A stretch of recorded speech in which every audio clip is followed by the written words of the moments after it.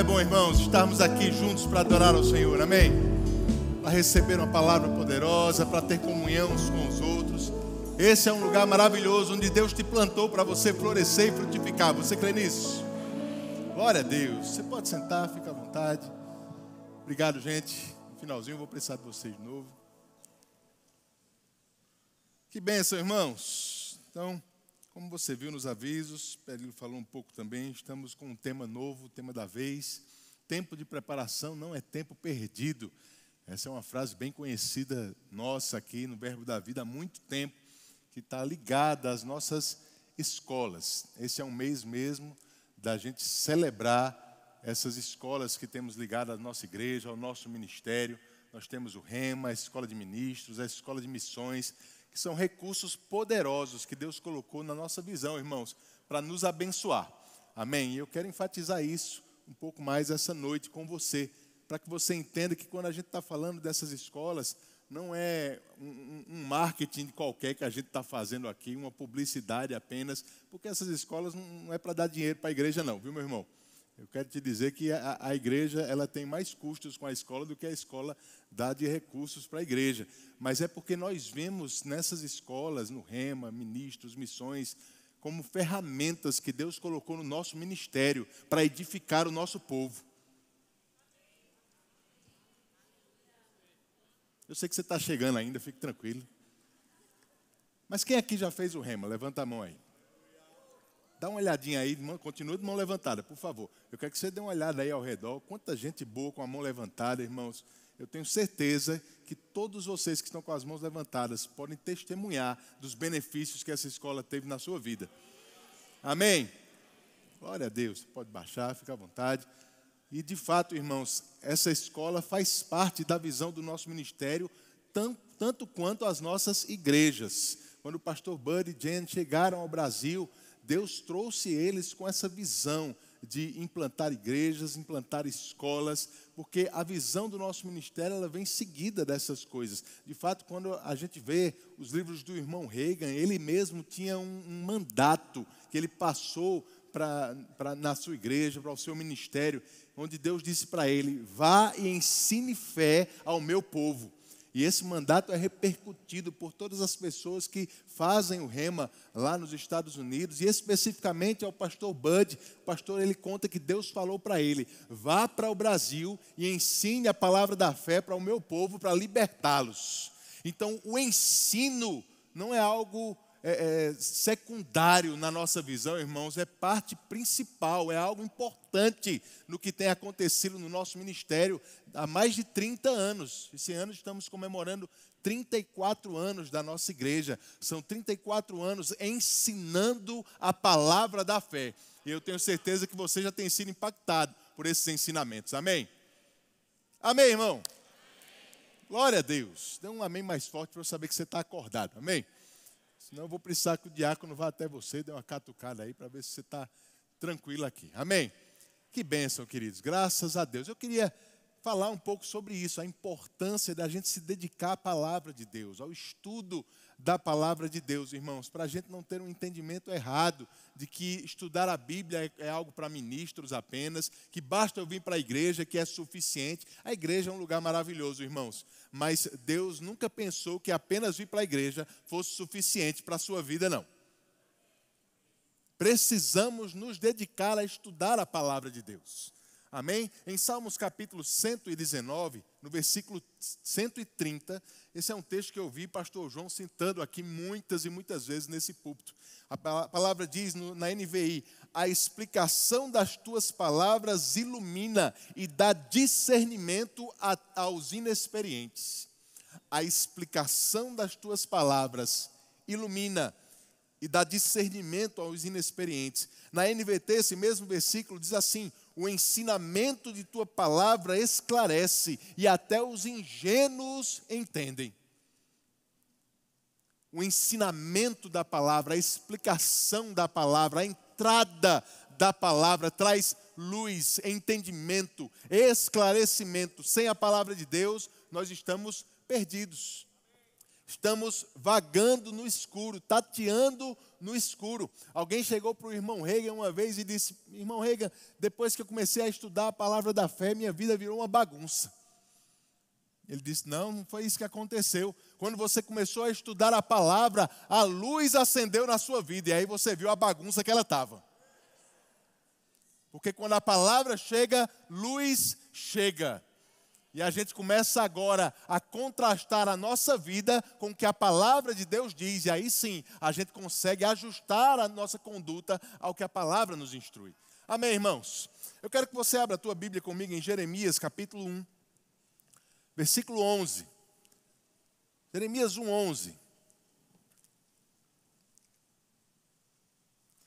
Jeremias diz assim, Jeremias capítulo 1, versículo 11. A palavra do Senhor veio a mim dizendo: o que você está vendo, Jeremias?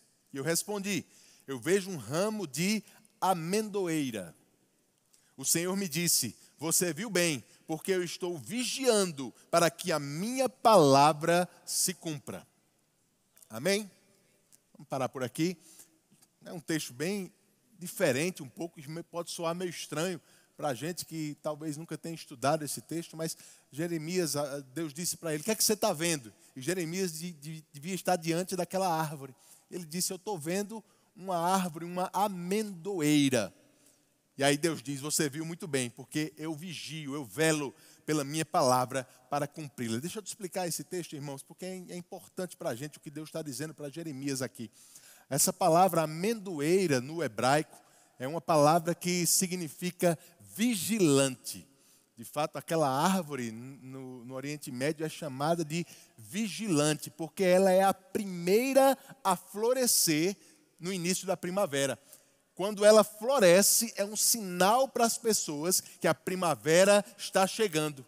Então, eles chamavam ela de vigilante, porque ela é como se ela estivesse vigiando para avisar que a primavera está chegando. Ela estava atenta e quando o tempo chegava, ela florescia. E Deus disse: da mesma forma que essa árvore está atenta, vigiando para avisar sobre a primavera, eu vigio para fazer a minha palavra ser cumprida. Amém, irmãos? Deus, ele está atento, ele tem um compromisso com aquilo que ele mesmo falou. Ele tem um compromisso com a sua palavra para cumprir a sua palavra. E é tão importante a gente entender o que é de fato a palavra de Deus, estudarmos a palavra, porque eu vou te dizer, Deus não tem compromisso com a nossa opinião. Deus não tem compromisso com o nosso jeito. Deus não tem compromisso com as experiências das pessoas. Deus não tem compromisso com tradição, com religiosidade. Deus só tem compromisso com a sua palavra. Essas coisas não movem Deus. Essas coisas não atraem o favor de Deus para a nossa vida. Mas a palavra de Deus, Deus tem compromisso por ela. O que Ele falou, Ele vai vigiar para que se cumpra. Amém, irmãos? É por isso que precisamos estudar a palavra. É por isso que a gente precisa gastar tempo conhecendo a palavra, porque é ela que vai afetar a nossa vida, é ela que vai fazer com que Deus se mova ao nosso favor. É a palavra de Deus. Eu vou citar para você 2 exemplos na Bíblia de pessoas que estudaram a palavra para poder serem bem-sucedidos em algo que estavam fazendo. O primeiro exemplo é de Davi. Davi, eu vou parafrasear aqui a história para ficar mais rápido, a gente ganhar tempo. Mas Davi, a Bíblia diz em 1 Samuel, no comecinho do 1 Samuel, a gente ouve falar sobre a Arca da Aliança. Essa é uma história bem interessante, eu já contei isso há alguns anos atrás aqui, mas eu vou resumir para você. Mas a Arca da Aliança, ela vivia sendo transportada pelo povo de Israel no deserto, junto com o tabernáculo de Moisés. Mas quando Josué chegou diante da terra prometida e ele conquistou a terra prometida, o tabernáculo ele foi montado num certo lugar, em Siló, e ficou ali por muitos e muitos anos. Se a gente for ver na Bíblia, deve dar mais de 400 anos o tabernáculo montado naquele lugar. montado e um pouco esquecido, a gente pode dizer assim, a Arca da Aliança esquecida ali. A ponto de a gente ver no livro de Juízes, o povo de Israel por várias e várias vezes se desviando do Senhor e adorando outros deuses. E quando chega no comecinho de 1 Samuel, a gente vai ver o povo de Israel enfrentando uma batalha contra os filisteus. E diante daquela batalha, eles tiveram uma ideia. Já funcionou outras vezes, vamos fazer de novo, vamos pegar a Arca da Aliança e vamos trazer para a frente de batalha. Porque ela já deu sorte outras vezes, vai dar sorte de novo. Irmãos, eles não estavam crendo num livramento, numa direção, no poder de Deus. Eles estavam usando a arca simplesmente como um amuleto de sorte. E aí, a coisa não deu muito certo. Porque eles entraram naquela batalha, os filisteus venceram a batalha e a Arca da Aliança foi levada para a terra dos filisteus. Só que ela não ficou ali muito tempo. A Bíblia diz que ela ficou 7 meses na casa de uma pessoa lá. E durante esses 7 meses, a coisa não deu muito certo para a pessoa naquela casa. As coisas estavam dando tudo errado com a Arca da Aliança ali. A ponto deles ficarem incomodados e se juntarem e dizer: olha, a gente precisa colocar essa arca embora. A gente precisa mandar essa arca de volta para o povo de Israel. Não está dando certo esse negócio aqui não. Aí eles se juntaram com os sábios deles, os sacerdotes dos filisteus, e perguntaram: o que é que a gente vai fazer? Como é que a gente envia essa arca? Porque era um objeto, irmãos, que trazia temor para as pessoas. Trazia medo, de fato, estava trazendo muito medo para eles. Depois desses 7 meses, ao invés de estar trazendo sorte, estava dando azar. E aí os sábios disseram: não, vamos fazer o seguinte, vamos construir uma carroça nova, vamos colocar 2 vacas na frente, isso está lá em 1 Samuel capítulo 4, vamos colocar 2 vacas na frente, colocar a arca em cima da carroça, bater na vaca e vamos embora, vamos esperar que eles vão levar pelo caminho certo, ninguém vai tangendo a carroça, ninguém vai pilotando esse negócio aqui não. E eles fizeram exatamente isso, colocaram aquela carroça no caminho para ajudar, colocaram a arca em cima, 2 vacas e seja o que Deus quiser. Mas deu certo, a arca chegou para o povo de Israel. E colocaram essa arca na casa de um homem chamado Abinadab. E essa arca ficou ali por mais algumas décadas, 60, 70, talvez 80 anos, esquecida pelo povo de Israel. Esse foi o tempo que Eli era juiz e sacerdote, Samuel foi juiz e sacerdote, Saul foi levantado como rei, reinou por 40 anos e por 40 anos desprezou a Arca da Aliança e não quis buscá-la. Mas quando Davi assume o trono, a Bíblia diz que uma das coisas que ele fez no início do seu reinado foi se interessar em trazer a Arca da Aliança de volta para Jerusalém. E aí Davi vai muito animado com as pessoas para a casa de Abinadab. Olha a Arca da Aliança, vamos trazer a arca. Como é que a gente vai trazer? Aí alguém deve ter dito para ele: olha, chegou aqui numa carroça. Porque a Bíblia diz lá em 1 Crônicas, a gente não vai abrir, mas eu vou citar os textos para você. Na verdade, eu quero ler sim esse texto de 1 Crônicas, só para você ver. Capítulo 13, o pessoal vai colocar aí no telão também. 1 Crônicas 13. O versículo 7 diz que puseram a arca de Deus numa carroça nova e a levaram da casa de Abinadab. Uzá e Aiô conduziram aquela carroça. Inclusive, irmão, se você está grávida e está precisando de um nome para o seu filho, esse é um texto, um capítulo que tem muitas ideias boas aqui. Abinadab, Uzá, Aiô. Você escolhe aí, tá certo?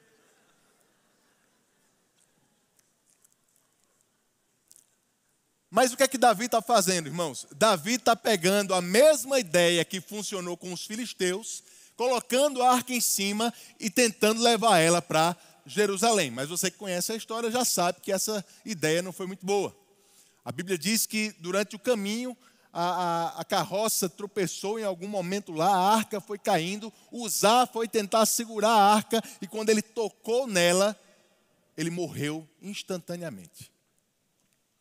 É interessante o que a Bíblia fala nesse texto, 1 Crônicas 13 ainda, no versículo 11, diz assim: Davi ficou irado, diga irado.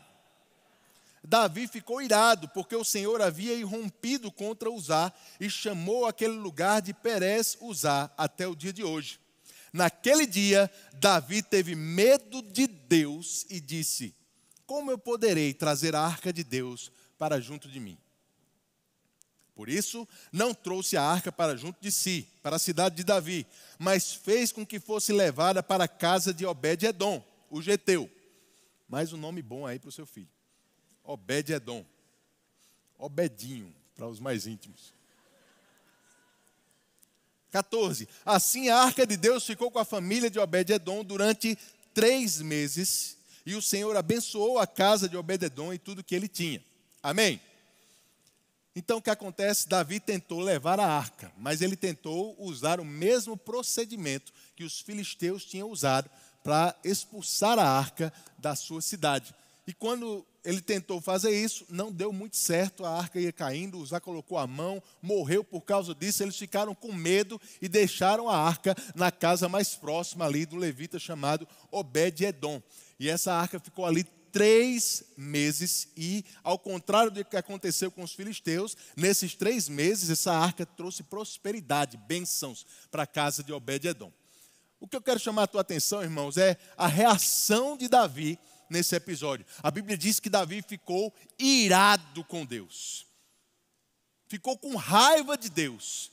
E fez uma pergunta: como é que eu vou levar essa arca para junto de Jerusalém?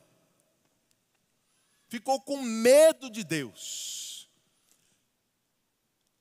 Sabe, irmãos, a gente vai ver mais na frente, no capítulo 15. Parece que durante esses 3 meses que a arca fica ali, Davi, ele foi tentar achar a resposta para essa pergunta que ele mesmo fez. Como é que eu vou levar a arca para a cidade de Davi? E onde é que Davi foi achar essa resposta? Ele foi achar essa resposta nas Escrituras. Davi teve que estudar a Bíblia para saber como se conduzir naquele momento, para saber o que fazer, para trazer solução para aquilo que ele desejava. No capítulo 15 de 1 Crônicas, fica bem claro isso para a gente. Se você ver o versículo 12, diz assim, Davi falando aos levitas, ele diz, 1 Crônicas 15, 12, vocês são os chefes das famílias dos levitas. Santifiquem a si mesmos e aos seus irmãos, para que possam trazer a arca do Senhor, Deus de Israel, ao lugar que preparei para ela. Pois visto que vocês não a carregaram na primeira vez, o Senhor nosso Deus irrompeu contra nós, porque não o buscamos segundo nos tinha sido ordenado. Eu quero que você veja em 3 meses a mudança de Davi com relação àquela situação. Quando aquilo aconteceu, irmãos, Davi ficou com raiva de Deus, Davi ficou com medo de Deus, Davi ficou questionando Deus, ele não sabia o que fazer, porque naquele momento, buscando uma solução para uma coisa boa, Davi queria levar a arca para Jerusalém, era algo bom, era algo nobre. Mas ele fez do jeito errado, ele fez da forma como outras pessoas fizeram e tinha dado certo. Ele fez da forma como alguém tinha dito a ele para fazer. Mas ele não procurou o que as Escrituras diziam, como ele devia se comportar naquele momento. E parece que durante esses 3 meses, ele achou o livro de Levíticos e lá está escrito que a arca da aliança deve ser sempre levada pelos levitas. Não por uma carroça, nova ou velha, tanto faz, não por vacas, mas pelos levitas, os sacerdotes. Davi entendeu isso nas Escrituras. E agora, irmãos, ao invés de estar botando a culpa em Deus, ele está botando a culpa nele mesmo e está dizendo, porque a gente não fez do jeito certo, não deu certo na primeira vez. Sabe, quando a gente não conhece a palavra, irmãos, a gente corre o risco de começar a culpar Deus por coisas que não é culpa dele. Quando a gente não conhece a palavra, a gente vai tentar trazer soluções de uma forma diferente da solução que Deus já proveu na Bíblia. E a gente não vai conseguir ter a resposta que a gente espera. A gente pode ficar frustrados, a gente pode ficar irritado, irritado com Deus, achando que Deus é o nosso problema, mas eu quero te dizer, Deus nunca é o nosso problema. Porque se Deus for o nosso problema, meu irmão, não tem solução. Quem é maior do que Deus? Quem pode contra Deus? Graças a Deus, Ele é a nossa solução. E Ele já deixou tudo que a gente precisa de instrução para viver bem nessa vida, na sua palavra. O que a gente precisa é nos dedicar à palavra, é nos dedicar a estudar a palavra, e não a ficar apenas procurando saber o que é que funcionou na vida dos outros. Qual é a opinião dos outros sobre isso? O que é que a tradição, a religiosidade fala? Como é que isso deve ser feito? Irmãos, se dedica à palavra de Deus. A resposta está lá. Vai funcionar. Porque Deus, Ele não tem compromisso com essas outras coisas. O compromisso dEle é com a palavra. E se a gente se dedicar à palavra de Deus, vai dar certo.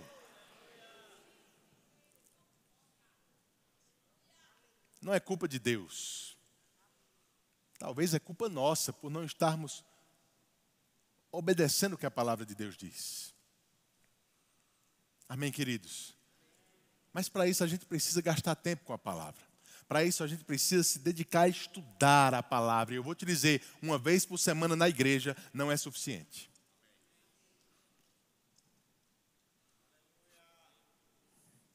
Jesus disse, aquele que tem os meus mandamentos e os guarda, esse é o que me ama. Deixa eu fazer uma pergunta agora para você responder com ousadia depois desse versículo. Quem aqui ama ao Senhor? O nosso amor ao Senhor, ele é demonstrado pela prioridade que a palavra dele tem na nossa vida. Não é o quanto você diz que ama a Deus, não é o quanto você sente que ama a Deus. É o quanto você prioriza a palavra de Deus. Quem tem os mandamentos e os guarda, esse é o que me ama. Aleluia. Oh, glória a Deus. Eu vou dar outro exemplo para você da importância de conhecer a palavra. Vai comigo para Mateus capítulo 22. Mateus 22. Versículo 23. Eu não lembro se eu já falei sobre esse texto aqui alguma vez. Mas se eu já falei, eu vou falar de novo. Sou eu que estou pregando mesmo, né? Você está precisando ouvir. Amém? Mateus 22, 23. Eu quero que você acompanhe a leitura comigo. A gente vai ler alguns versículos aí. Naquele dia, alguns saduceus que dizem não haver ressurreição aproximaram-se de Jesus e lhe perguntaram: Mestre, Moisés disse, se alguém morrer não tendo filhos, o irmão desse homem deve casar com a viúva e gerar descendentes para o falecido. Ora, havia entre nós 7 irmãos. O primeiro, tendo casado, morreu e não tendo descendência, deixou sua mulher para o seu irmão. O mesmo aconteceu com o segundo, com o terceiro e até o 7º. Por fim, depois de todos, morreu também a mulher. Portanto, na ressurreição, de qual dos 7 ela será esposa? Porque todos casaram com ela. Jesus respondeu, o erro de vocês está no fato de não conhecerem as Escrituras e nem o poder de Deus. Porque na ressurreição nem casam, nem se dão em casamento, mas são como os anjos do céu. Quanto à ressurreição dos mortos, vocês nunca leram o que Deus disse a vocês? Eu sou o Deus de Abraão, o Deus de Isaque e o Deus de Jacó. Ele não é Deus de mortos, e sim de vivos. Ouvindo isso, as multidões se maravilhavam da sua doutrina. Amém? Do conhecimento que ele tinha das Escrituras. Vamos entender o que é que está acontecendo aqui para a gente tirar alguns princípios desse texto. A Bíblia diz que os saduceus chegaram até Jesus. Haviam 2 grupos de estudiosos das Escrituras naquele tempo que Jesus estava aqui na terra. Os principais eram esses 2, os fariseus e os saduceus. A palavra diz em Atos 23 que a principal diferença entre eles é que os saduceus não criam em anjos, em espíritos e na ressurreição dos mortos.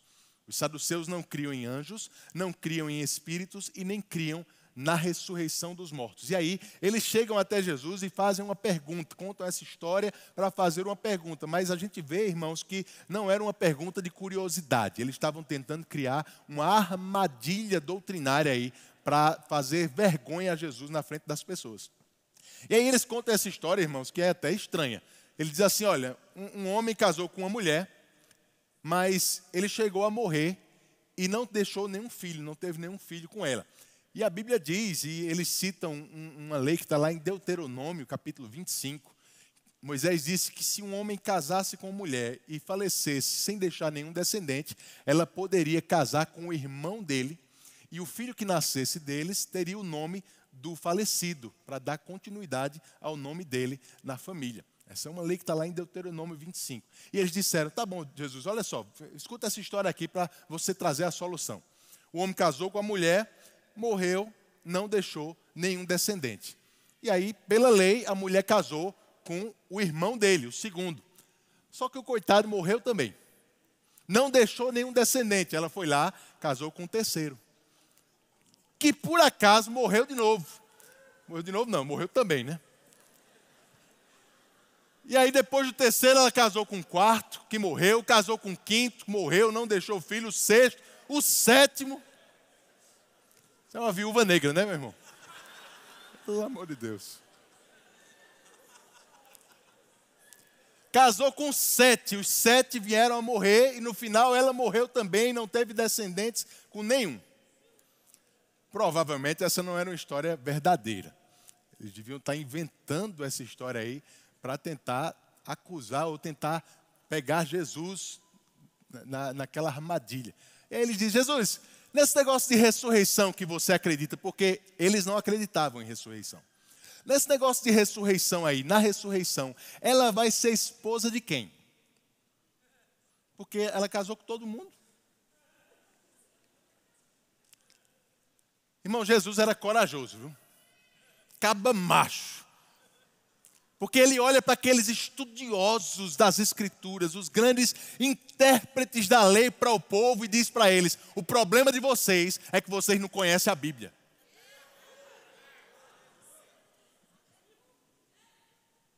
Oh, glória. Agora, irmãos, Jesus nunca iria acusar essas pessoas de algo que ele mesmo não fazia. Jesus conhecia as Escrituras. Eu vou falar com você sobre isso já já, mas eu quero te mostrar a resposta que Jesus deu aqui para você entender. Porque é uma resposta simples, mas que deixou a multidão maravilhada da doutrina dele. Porque naquela resposta Jesus embaralhou toda a doutrina errada dos saduceus. Ele disse assim, olha, o problema de vocês é que vocês não conhecem nem as Escrituras e nem o poder de Deus. Porque, eu vou parafrasear para vocês, ele disse assim, porque na ressurreição, que por acaso vocês não acreditam, as pessoas nem vão se casar, nem vão se dar em casamento. Eles vão ser como os anjos do céu, que por acaso vocês não acreditam também.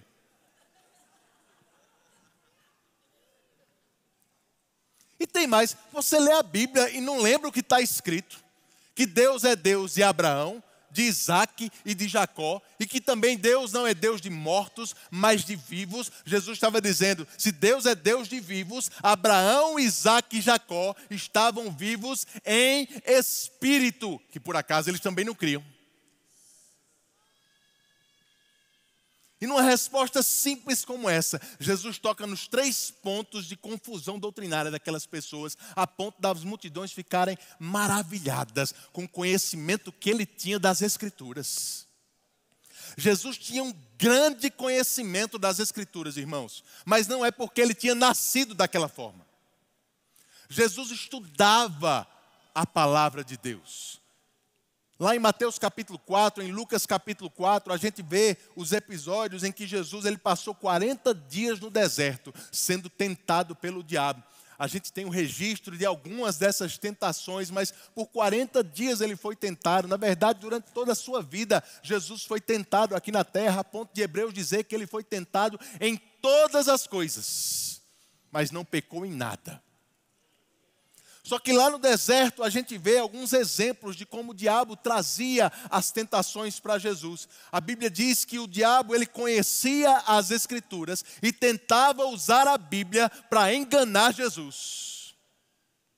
Mas sabe por que Jesus não cedeu às tentações do diabo? Porque Jesus conhecia a Bíblia mais do que o diabo. Você pode dizer com carinho para o seu irmão? Diga assim, você precisa conhecer a Bíblia mais do que o diabo.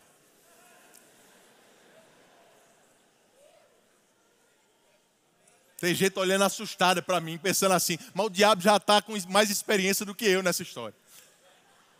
Ele já tem muito tempo aí no ramo. Mas, irmão, você tem o Espírito Santo, que inspirou a palavra de Deus, habitando dentro de você. A palavra diz que Ele é a unção que nos ensina todas as coisas. O que é que a gente precisa? Nos dedicar às Escrituras. Nos dedicar a estudar a palavra, para que quando o diabo tentar trazer a própria Bíblia para trazer confusão para nós sabermos exatamente o que a palavra fala sobre aquele assunto e a gente não ser uma presa fácil para ele. Amém?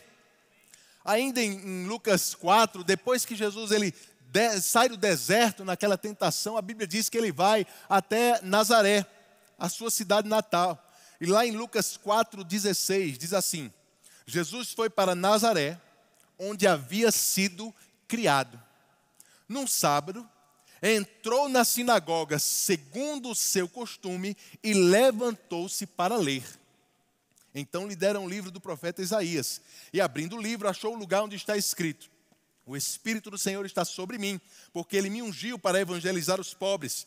Enviou-me para proclamar libertação aos cativos e restauração da vista aos cegos, para pôr em liberdade os oprimidos e proclamar o ano aceitável do Senhor. Amém? Algumas coisas chamam a minha atenção aí, irmãos. Porque Lucas diz que era costume de Jesus ir para a sinagoga todo sábado. E sabe o que as pessoas faziam todo sábado na sinagoga? Estudavam as Escrituras. Jesus cresceu em Nazaré e todo sábado ia para a sinagoga estudar as Escrituras. E não se prendia apenas ao sábado. As pessoas tinham livre acesso às Escrituras quando quisessem nas sinagogas locais. É interessante, irmãos, porque hoje a gente sabe que o que Jesus leu está lá em Isaías capítulo 61, versículos 1 e 2. Porque a nossa Bíblia, há pouco tempo atrás, foi dividida em capítulos e versículos para ficar mais fácil a gente achar as passagens. Mas quando Jesus leu esse texto, não tinha capítulo e versículo. Era um monte de pergaminho, que para você achar exatamente aquilo que você queria ler, você tinha que estar muito bem familiarizado com aqueles documentos. Não era a primeira vez que Jesus estava abrindo as Escrituras. Jesus sabia exatamente o que queria ler e onde estava o que ele queria ler.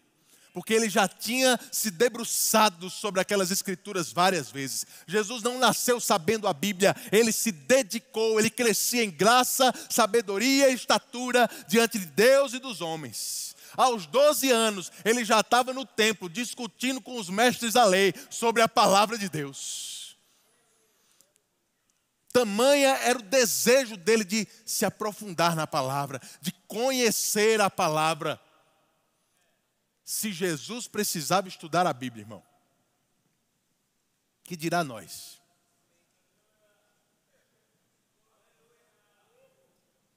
Oh, glória a Deus. Eu estou querendo chamar mesmo a tua atenção essa noite, que a gente precisa gastar mais tempo com a palavra. A gente precisa se dedicar mais a estudar a palavra de Deus, a entender a palavra de Deus. Sabe, irmãos, Jesus estava lidando com um problema doutrinário lá em Mateus 22. Pessoas que não criam na ressurreição dos mortos. A ressurreição dos mortos é algo fundamental para a doutrina de Cristo. A Bíblia diz em Romanos capítulo 10 que a gente não pode nem nascer de novo se não crer em ressurreição. Porque para sermos salvos a gente precisa crer com o coração que Jesus ressuscitou e confessar com a nossa boca que Ele é o nosso Senhor. Não é assim? Então, um princípio básico para a doutrina de Cristo já estava sendo colocado em xeque naquele tempo. O próprio Paulo escreve em 1 Coríntios capítulo 15 para lidar com o mesmo problema como esse que estava na igreja de Corinto. Pessoas sem crer na ressurreição dos mortos.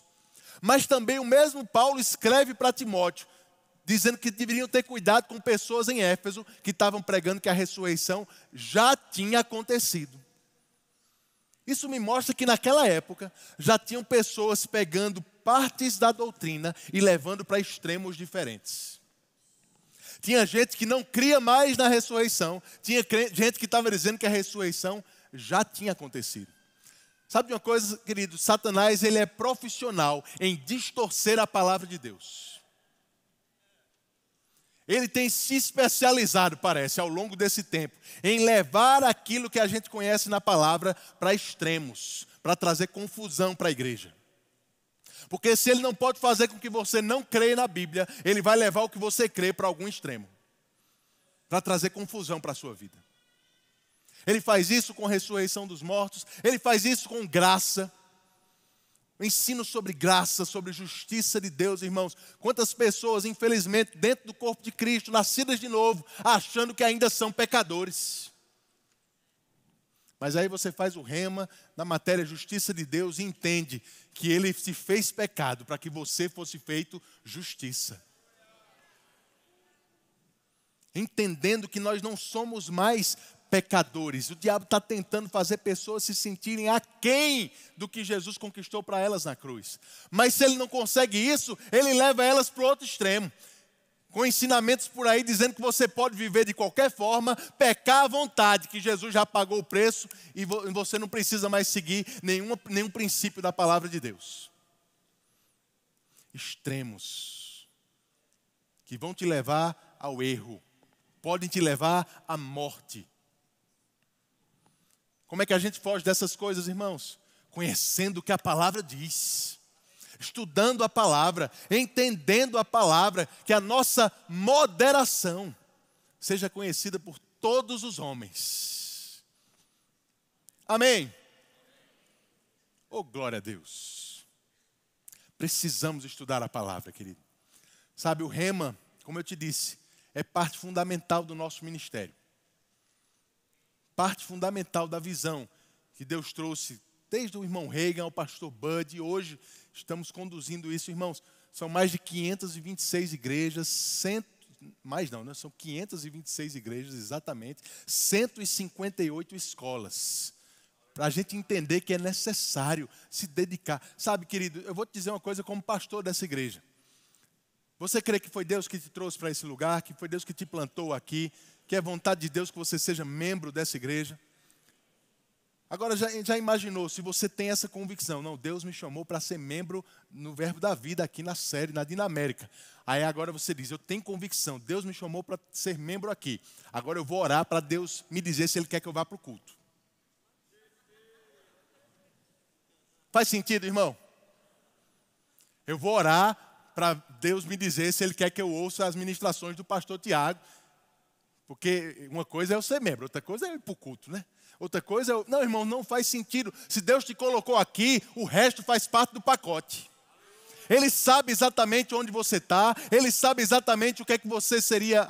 Quais instruções você ia receber aqui. Deus não causa confusão. Se Deus te colocou aqui, eu quero te dizer, você não precisa orar para saber se é vontade de Deus fazer o rema. Eu estou te dizendo como teu pastor. É vontade de Deus você fazer o rema. Porque é vontade de Deus a gente conhecer a palavra, a gente se dedicar à palavra. Amém? É um recurso que a nossa igreja, uma ferramenta maravilhosa que a nossa igreja te oferece para você crescer, irmãos. E eu queria que você colocasse isso como objetivo na sua vida. Fazer o rema, os 2 anos de rema. Eu sei que algumas pessoas, por algum motivo pessoal, seja profissional, seja uma fase que está vivendo, filhos pequenos, alguma coisa, podem estar impedidos temporariamente de fazer. Mas eu não quero que você perca de vista esse desejo, essa meta. Eu vou fazer o rema assim que eu puder. Faz parte, se Deus te colocou aqui, faz parte do que Ele espera para você, para o teu crescimento. Amém, irmãos? Eita glória.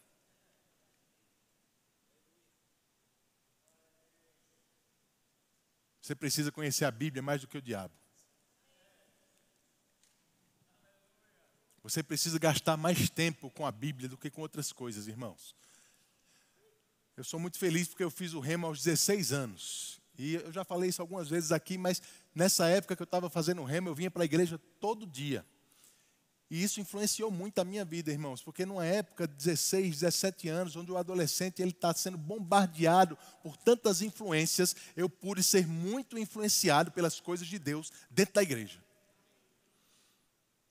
O lugar onde eu gasto mais tempo, aquilo que eu dou mais atenção, é isso que vai me influenciar mais. Se eu fosse você, eu colocava o seu filho, eu deixava o seu filho mais exposto às coisas de Deus do que às coisas do mundo. Amém? Aleluia, aleluia. Faculdade é uma bênção, irmãos. E nós incentivamos nossos adolescentes, nossos jovens a estudarem, a se desenvolverem, a fazerem cursos, faculdades, graduações. Mas nós temos visto que as faculdades hoje são um ambiente que tem afastado os jovens da igreja, que tem afastado os jovens do Senhor. E se você tiver que escolher entre colocar o teu filho no Rema ou na faculdade, coloca no Rema primeiro. Se é necessário essa escolha, se puder fazer as duas coisas ao mesmo tempo, melhor ainda. Mas se você tiver que escolher um ou outro, eu vou te dar um conselho, coloca no Rema primeiro. Deixa ele entrar na faculdade cheio da palavra, cheio do conhecimento, cheio de boas influências, irmãos.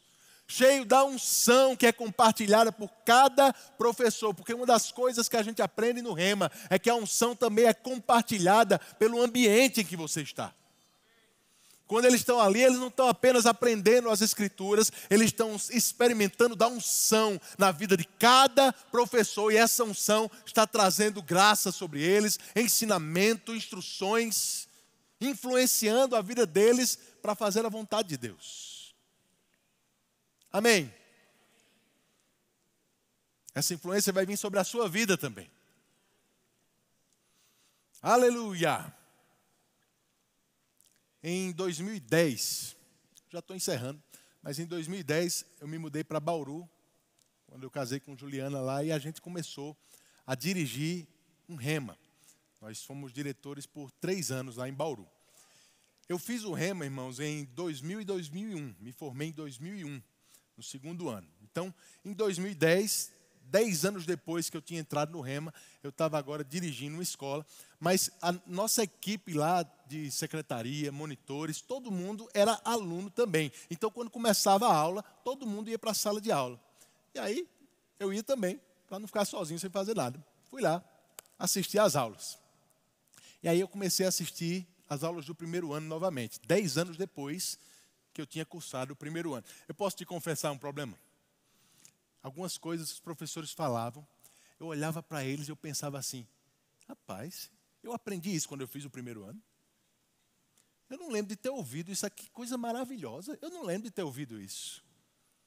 Mas, irmãos, 10 anos depois que eu tinha feito, o material ainda era o mesmo, a gente não tinha mudado o material didático ainda, melhorado ele, eram as mesmas apostilas. Alguns dos professores que passaram ali, inclusive, tinham me ensinado 10 anos antes. Então, eu tinha certeza de que a maioria das coisas que eu estava achando novidade, eu tinha ouvido sim. Não era o Rema que tinha mudado.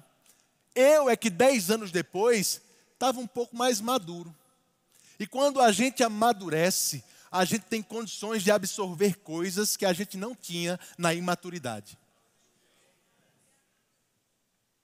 E agora eu estava ouvindo coisas que eu já tinha ouvido antes, mas que talvez não tinha me chamado tanta atenção, como estava me chamando naquela hora. E estava me trazendo ânimo por dentro, alegria na palavra, irmãos. Eu estava sendo empolgado, fazendo o Rema de novo. Ei, você que já fez o Rema, vem visitar a gente de vez em quando. Vem ver o quanto você vai ser abençoado, ouvindo as mesmas coisas mais uma vez. Você tem direito a nos visitar algumas vezes, mas se você for alumni, você pode se associar à Associação Alumni dos Graduários do Rema, irmãos, para que você possa vir quantas aulas quiser, para que você tenha acesso a um aplicativo com todas as aulas de todos os nossos Remas, ministrações maravilhosas. Eu estou fazendo propaganda de uma ferramenta que vai te edificar, para você, ao invés de gastar tempo na Netflix, gastar tempo ouvindo a aula do Rema. Porque, irmãos, quando o diabo vier te tentar, tentar fazer você cair, ele não vai usar a Netflix para te enganar. Talvez até use. Mas a única forma de você encontrar a resposta certa não é na Netflix, é na palavra. Eita glória. Não fique como Davi, procurando resposta no lugar errado.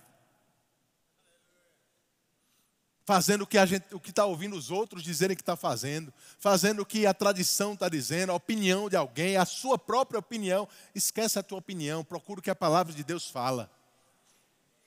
Ela é luz, o ensinamento, a entrada da palavra de Deus traz luz. Vai acender a luz na tua vida e você não vai ficar perdido em nenhuma situação. Amém, querido? Aleluia. Nós temos ainda a escola de ministros, a escola de missões, que são escolas maravilhosas para você afinar a tua vida para cumprir o chamado que Deus tem para você. E eu quero te incentivar, que você que já fez o Rema, procure essas escolas. Se você entende o chamado de Deus na sua vida, você viu que André estava falando aqui, irmão, sobre o Congo, que coisa maravilhosa. Isso é um fruto de um chamado.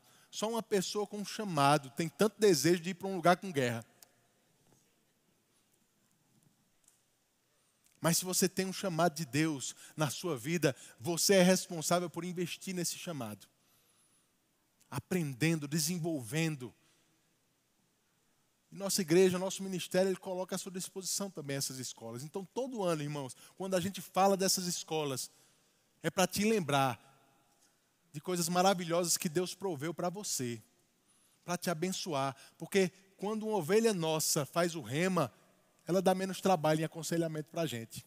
Oh, glória a Deus.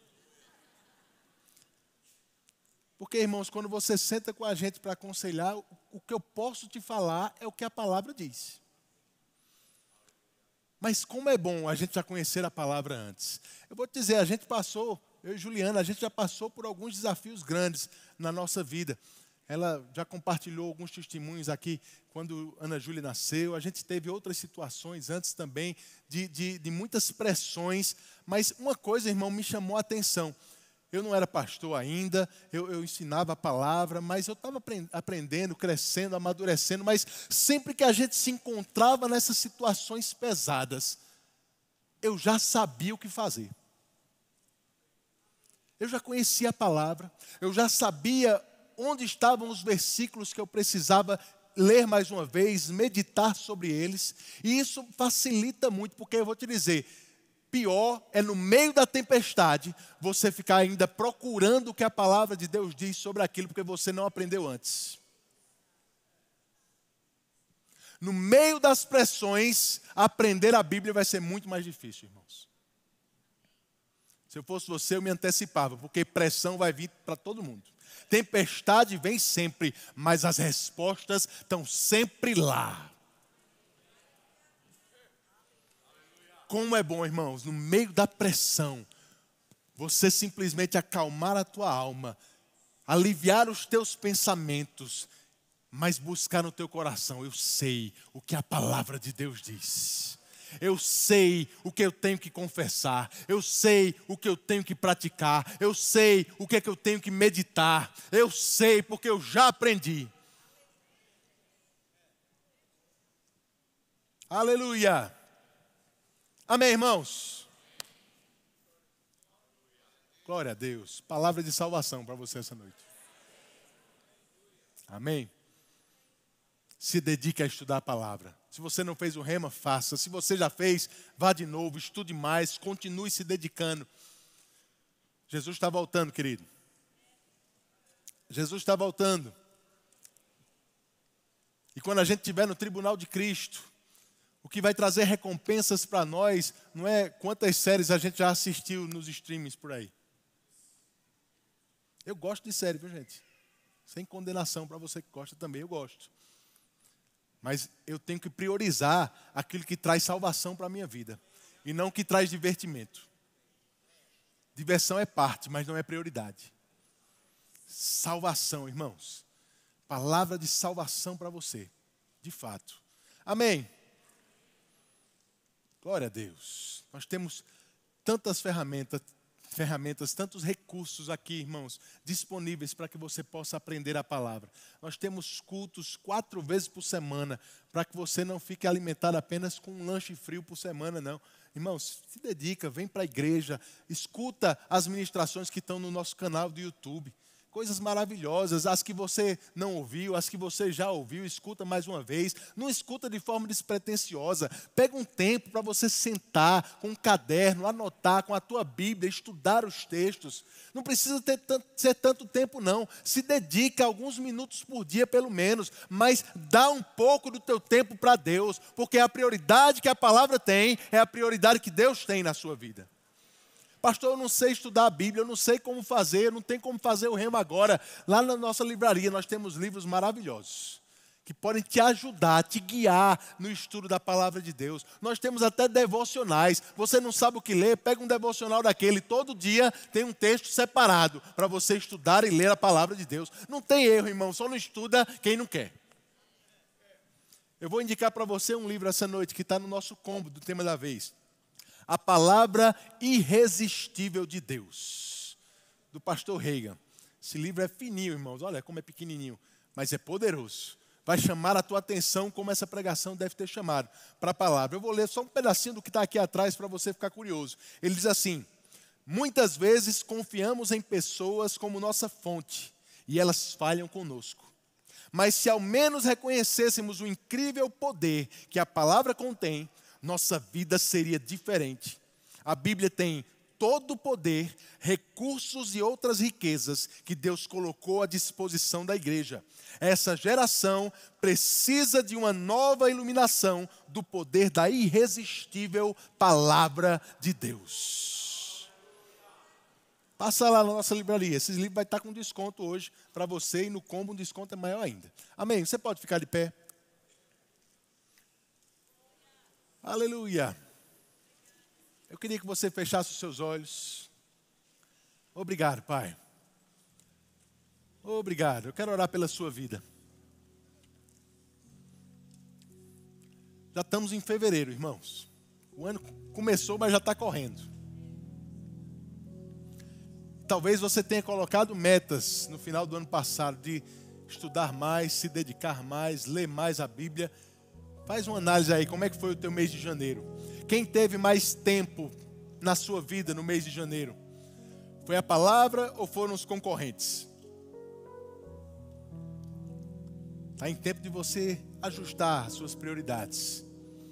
E eu declaro que o Espírito Santo vai te ajudar nisso.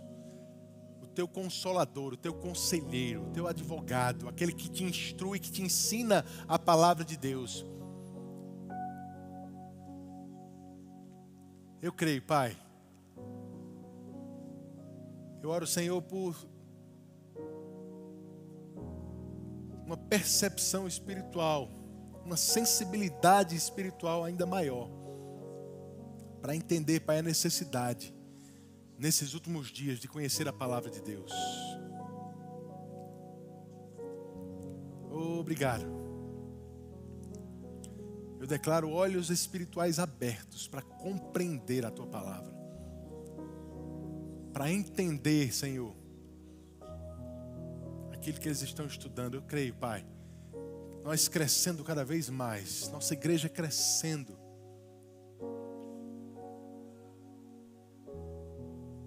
No conhecimento da palavra. No conhecimento da palavra. O conhecimento da palavra traz sabedoria, irmãos. Sabedoria. Você vai lidar com coisas naturais, munido de ferramentas sobrenaturais. Tua tomada de decisão vai ser diferente, porque as tuas prioridades são diferentes. Obrigado, Senhor. Obrigado. Obrigado por pessoas descobrindo a alegria de estudar a palavra de Deus.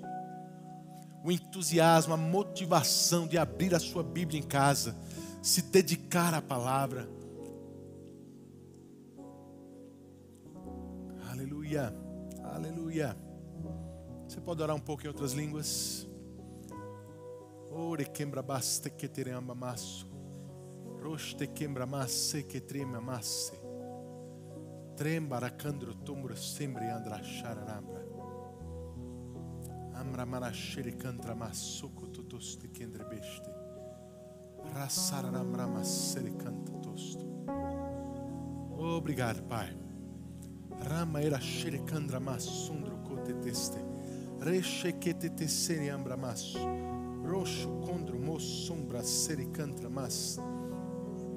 Quepra manaera xerecanta saranambra baixo. Raxericanta sericambra baixo conto. Rossondro bo seriandra rara xericantra mas. Ramba era sericandra masso. O Senhor vai trazer temor para algumas pessoas, mas um temor que vai te incentivar a desejar conhecer mais a palavra de Deus. Um temor por não conhecer a palavra suficiente vai se levantar dentro de você.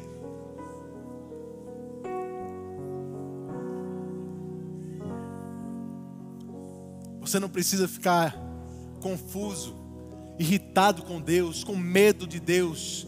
Quando você conhecer a palavra, você vai conhecer o Deus da palavra. Você vai entender o caráter de Deus pela sua palavra.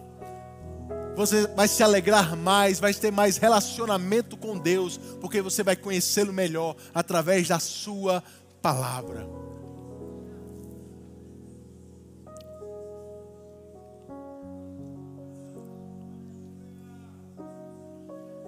Obrigado, Pai. Obrigado.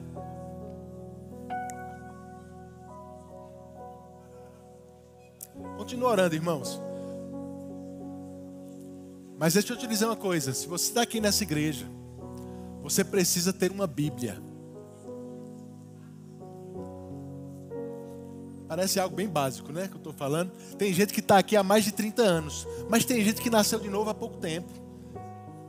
E talvez você está aqui já há algum tempo e não tem Bíblia ainda. Deixa eu te dizer, você precisa ter uma Bíblia.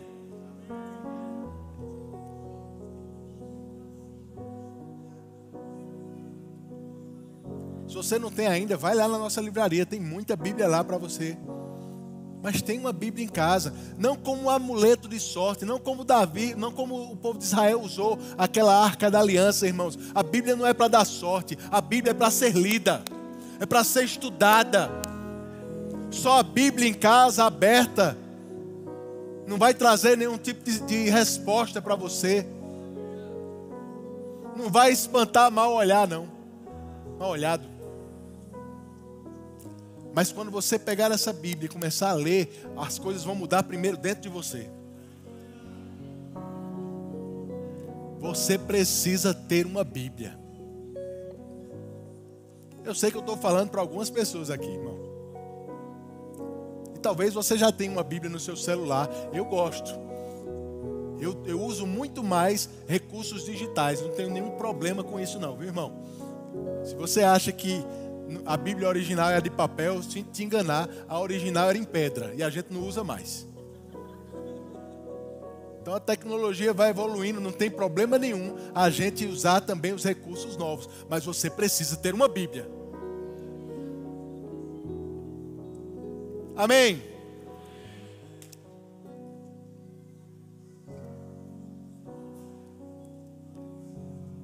Obrigado, Pai. Aleluia. Aleluia. Tem alguém aqui essa noite que ainda não fez Jesus Senhor da sua vida? Eu queria que você fizesse um sinal com a sua mão. Levanta a sua mão bem alto. Se você quer entregar a sua vida a Jesus, essa noite eu quero orar por você. Onde está você? Onde está você que quer entregar a sua vida a Jesus hoje? Para Ele ser o seu Senhor, o seu Salvador. Você pode sentar, fica à vontade. Mas você que está escutando esse convite, eu queria que você levantasse a sua mão. Por favor, ninguém sai agora, irmãos. Ninguém sai agora, por favor.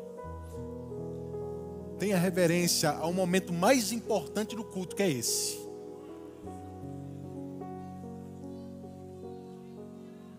Se você tiver alguma emergência, fica à vontade. Mas se não for emergência, espere um pouco mais. O momento mais importante, se uma pessoa for salva hoje, por causa da sua reverência, valeu a pena. Não distraia as pessoas que estão nesse momento tendo conflitos por dentro para saber se vão aceitar ou não esse convite. Se você está aqui, nunca confessou Jesus como Senhor da sua vida, a Bíblia diz que é necessário fazer isso. E eu quero orar pela sua vida. Você vai marcar a sua história a partir de hoje, podendo a partir de hoje chamar Deus de Pai. Porque você vai aceitar o que Jesus já fez por você. Levanta a sua mão bem alto. Você que quer confessar Jesus como Senhor. Tem alguém com a mão levantada próximo a você? Me ajuda aí. Onde está você? Onde está você? Eu quero orar pela sua vida. Onde está você? Aleluia. Todos salvos? Todos salvos? Glória a Deus, graças a Deus. Se você já nasceu de novo, mas ainda não foi batizado no Espírito Santo, eu quero orar pela sua vida também. Você vai ser cheio essa noite. É necessário, para sermos crentes bem-sucedidos, nós precisamos ser batizados no Espírito. Faz parte do pacote da salvação que Jesus tem para nós. Se você ainda não fala em outras línguas, não foi cheio do Espírito Santo, vem até aqui, eu quero orar pela sua vida. Faz um sinal com a tua mão, ou vem até aqui na frente. Tem um casal ali, pode vir, meu irmão, fica à vontade. Tem mais alguém que quer acompanhá-los? Você que ainda não foi cheio do Espírito, é necessário, querido, é necessário. Todos cheios? Glória a Deus. Nós vamos orar por eles que estão vindo aqui. A ela? Tá bom, graças a Deus, está acompanhando ela. Você pode estender a tua mão para cá, vamos orar por ela. Como é teu nome? Kendley. Seja bem-vinda, Kendley. Você vai acompanhar já já aquele casal ali, eles vão orar com você. Você vai ser cheio do Espírito, eu creio. Amém? Pai, muito obrigado. Te agradecemos pela vida de Kendley, Pai, por essa jovem que entende o que a tua palavra diz e vem até aqui, Senhor, com desejo de receber aquilo que é tua promessa para a vida dela. E como igreja nós concordamos com ela, com a sua fé e com a tua palavra, e cremos que ela vai sair daqui cheia do Espírito, falando em outras línguas, sendo uma testemunha eficaz do que Jesus tem feito na vida dela para o mundo, em nome de Jesus. Amém. Glória a Deus, segue eles lá, por favor. Tá bom? Dá uma salva de palmas para ela aqui. Aleluia. Se você precisa de oração por cura, irmãos, a gente tem confessado que quem entrar nessa igreja doente tem que sair daqui curado, porque a palavra funciona ainda hoje. Amém? Eu queria que você que precisa de oração por cura ficasse em pé no seu lugar. Nós vamos orar por você. Temos certeza daquilo que estamos confessando e ensinando nesse lugar. Temos certeza do que nós confessamos hoje na ceia. Pelas suas pisaduras nós já somos sarados. Você que está vendo pessoas em pé aí próximo a você, vai lá, coloca as mãos sobre essa pessoa, toca nelas, impõe as mãos sobre elas. Nós vamos concordar juntos nesse momento. Eu estou vendo pessoas em pé sem ninguém ali colocar as mãos ali atrás. Tem uma moça de verde ali sozinha. Por favor, alguém vai lá até onde ela está. Amém. Você está vendo alguém em pé aí sozinho perto de você? Não deixa ninguém sem receber imposição de mãos. Pai, em nome de Jesus, como igreja, nós concordamos com a tua palavra e com a fé dos nossos irmãos nesse momento. De que o que está funcionando de forma errada no corpo deles vai ser ajustado nesse momento. Nesse momento, nós declaramos, ordenamos, corpos físicos se ajustem, se tornem saudáveis agora. Em nome de Jesus, na autoridade que nós temos sobre todo e qualquer poder do inimigo, nós declaramos cura sobre eles. Toda enfermidade caindo por terra, todo espírito de enfermidade saindo agora, em nome de Jesus, em nome de Jesus. Muito obrigado, Pai, pela tua palavra se cumprindo na vida deles. É isso que nós rendemos graças a você nesse momento, em nome de Jesus, em nome de Jesus. Glória a Deus, glória a Deus.